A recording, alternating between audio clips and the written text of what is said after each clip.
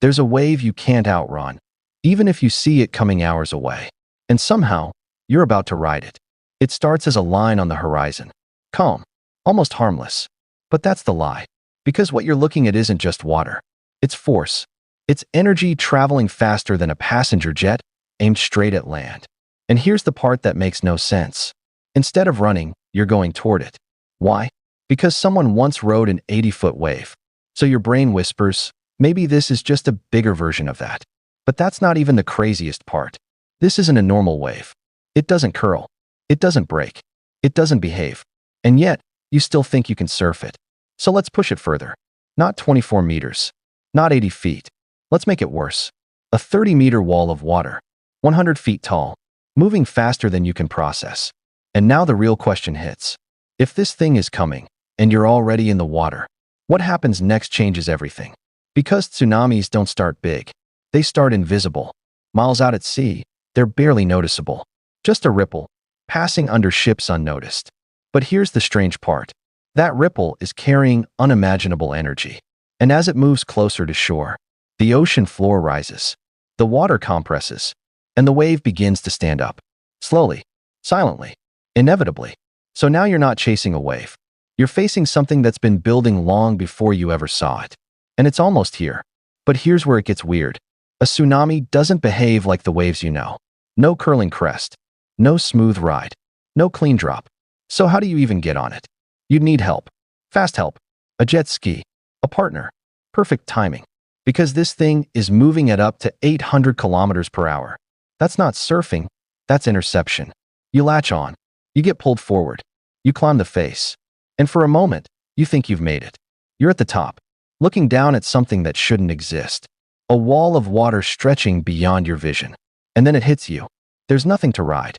No curve. No pocket. No grip. Just a moving mass. And this is where everything breaks. Because surfing depends on control. And here, there is none. The surface shifts beneath you. Unstable. Violent. Unpredictable. And suddenly, you're not riding it. You're surviving it. But that's not even the worst part. Because you're assuming this ends at the shore. It doesn't. The wave doesn't stop. It doesn't crash and fade. It keeps going, dragging everything with it. Cars, trees, buildings, and now you. So the question changes. It's no longer, can you surf it? It's, where is it going to take you? And the answer is somewhere you never planned to be. What happens next changes everything. Because the coast isn't your destination. It's just the beginning. The water slams inland. Not gently, not briefly, violently. You're carried with it. Not gliding, but tumbling. And suddenly you're not in the ocean anymore. You're in a city. But here's the strange part. The ocean came with you. Streets become rivers. Buildings become obstacles. Everything becomes debris. And you're in the middle of it. You hit something. Hard. Maybe a wall. Maybe a vehicle. It doesn't matter. Because the wave doesn't stop to check. It just keeps pushing. Hundreds of meters inland. Maybe kilometers. And just when you think it's over, it pulls back. Violently. Dragging everything back toward the sea. Including you. And this is where it gets terrifying. You're no longer alone. People. Cars. Pieces of entire buildings. All moving together. Colliding. Spinning. Crushing. The water isn't just water anymore. It's chaos. And you're trapped inside it. You try to surface. But there's no clear direction. Up feels like down. And every second, your chances drop. But here's the part nobody expects. That wasn't the wave. That was just the first one. And this is where it gets even worse. Because a tsunami isn't one wave. It's a series. Relentless. Repeating. Unforgiving. The ocean doesn't hit once. It attacks in cycles. Wave after wave. For up to an hour. Each one capable of the same destruction. And now you're exhausted. Your board is gone. Your strength is fading. And the water keeps moving you. In. Out. In again. Like you're stuck inside a machine. But that's not even the craziest part. You don't control when it ends. The ocean decides. And until it does, you're just part of it. Every return wave brings new debris, new impacts, new threats. And survival becomes less about skill and more about luck. So now the question shifts again.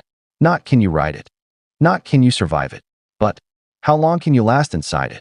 Because time is no longer your ally. It's your enemy.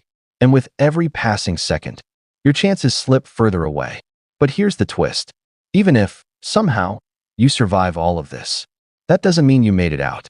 Because survival comes with a cost. Injuries, exhaustion, shock. Your body would be pushed far beyond its limits.